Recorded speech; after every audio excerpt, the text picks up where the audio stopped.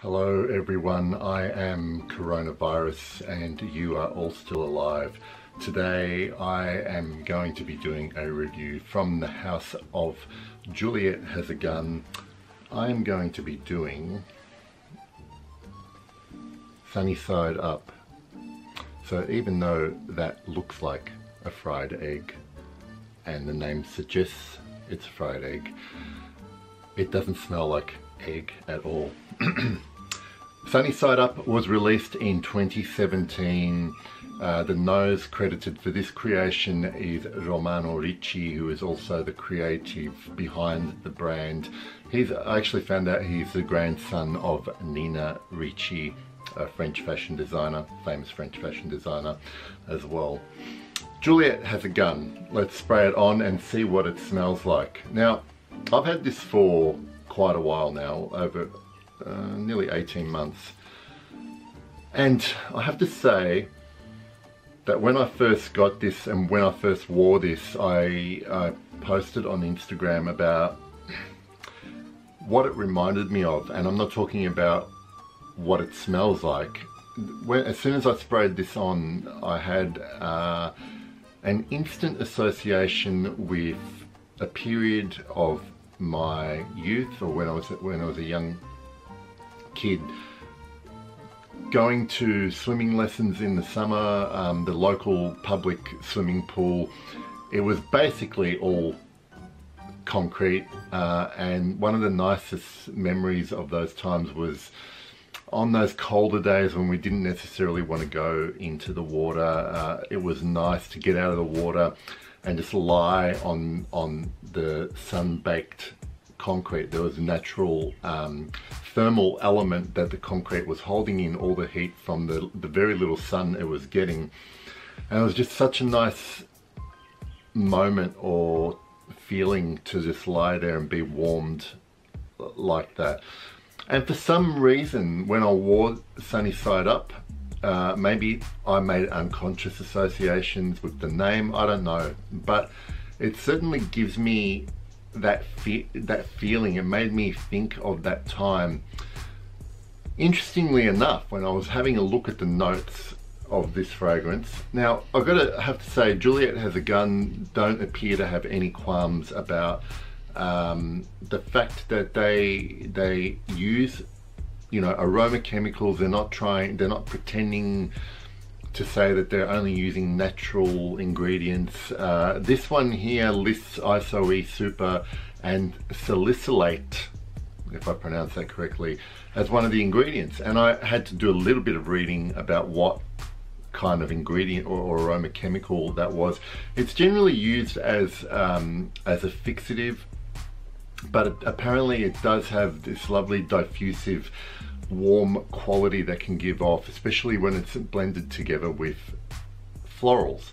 Now here in the opening, I always do get a little bit of alcohol in the opening of this scent, but then very quickly I get creamy white florals, dusty kind of woods that remind me of the same type of woody notes that you might find in something like Santal 33 from Le Labo or Commodity Book.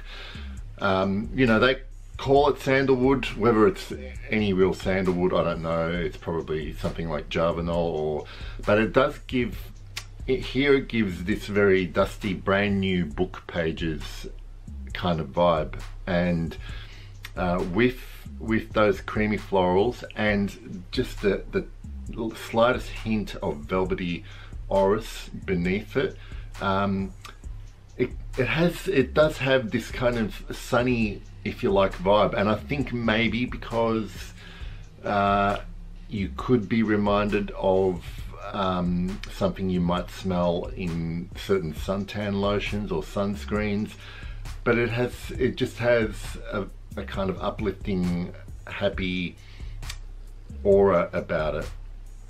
And I know for the 90% of the world's population that are about to jump into spring and summer, it's the kind of perfume you can wear in the winter and it will remind you of what's to come. It really has this nice creamy and dry at the same time kind of thing going on as well. So that the dry woods with the creamy white florals and all blended together with various aroma chemicals that make this like a cloud of sunshine. No, not a cloud of sunshine, a cloud of warmth. It's warmth that doesn't require sunlight.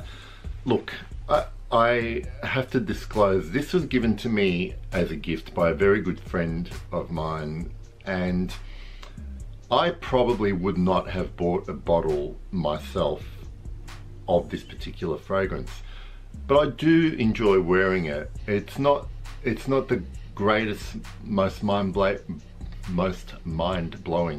fragrance that you can buy, but it's very uplifting, always puts a smile on my face, it makes me feel good. And also I have emotional associations. Like I have an association that was given to me by a very good friend, and Angie, if you're watching, I hope you are good. But I probably would not have bought this or even sought to try it.